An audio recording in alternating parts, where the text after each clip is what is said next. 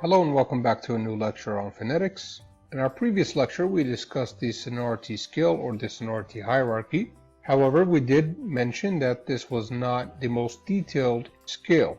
In this e-lecture we looked at the sonority scale in more detail.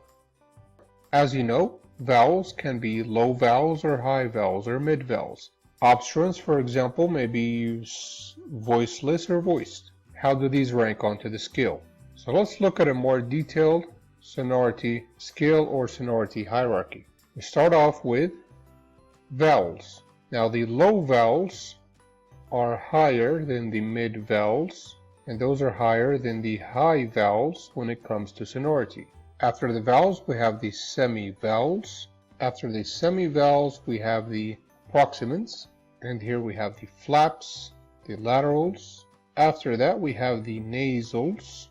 And after the nasals, we have the obstruents.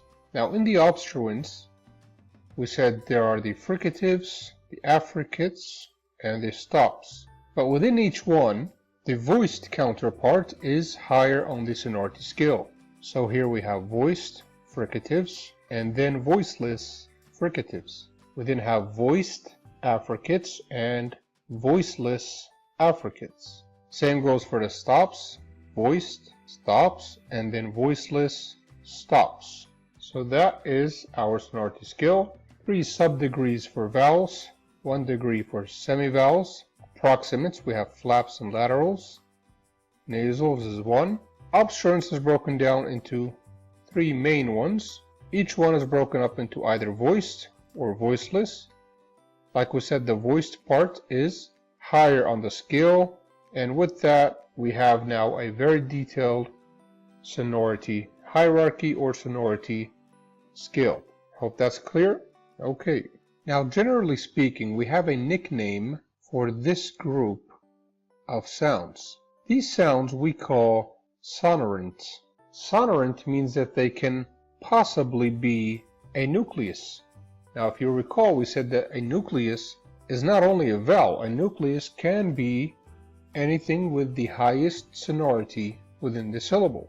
Now these are the only sounds that can possibly serve as the nucleus of a syllable because they are sonorant.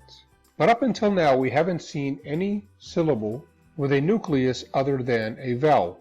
So let's take some examples where the nucleus is one of the other sonorant types. Now in phonetics and phonology we call a consonant that forms a nucleus of a syllable a syllabic consonant. Okay, we call it syllabic because it can form a syllable. The most common syllabic consonants in English are the nasals, m, n, and ing, but most commonly m and n, and the liquids like l and r, but most commonly the flap R. Let's see some examples. Take the word bottle, bottle. Now the word bottle here, you can actually sense that there is some kind of vowel here, but there isn't. Even in transcription, sometimes we write a schwa here, but this schwa is actually not a vowel. It's just there to show us that the following consonant, which is the l, is syllabic, means it forms its own syllable. Here's another example. Pistol. In transcription, again, you might find a schwa here, but this schwa is not the nucleus. This schwa is just telling us that this L is the nucleus. It is syllabic. So we really should transcribe this as pistol. Now, one way to make it clear that this L is syllabic is by using this diacritic right under it. That way, people know that this is syllabic. So let's see how that works.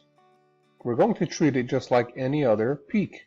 So we're going to consider it a nucleus, just like any other nucleus, and it's going to take, in English, the onsets that it can, and there you go. Pistol. Here's another example. Bottom, like so. Again, this schwa is only here to signify that this is syllabic. So what we should do is, like that. Again, we treat it just like any other nucleus. So there we go, nucleus, nucleus. Here's your onset, and there goes another onset. Bottom. How about the word prison? Prison, like so. Actually, we should probably use the retroflex R, and just go ahead and continue. This is the nucleus, so is this. Okay, and there we go. So then to review, our syllabic consonants cannot just be any consonant. They have to be one of what we call these sonorant consonants, which are the vowels, the semivowels, the approximates, and the nasals. And they are going to form a nucleus just like any other vowel. Do not be discouraged, however, because 9 times out of 10, the vowel is the nucleus.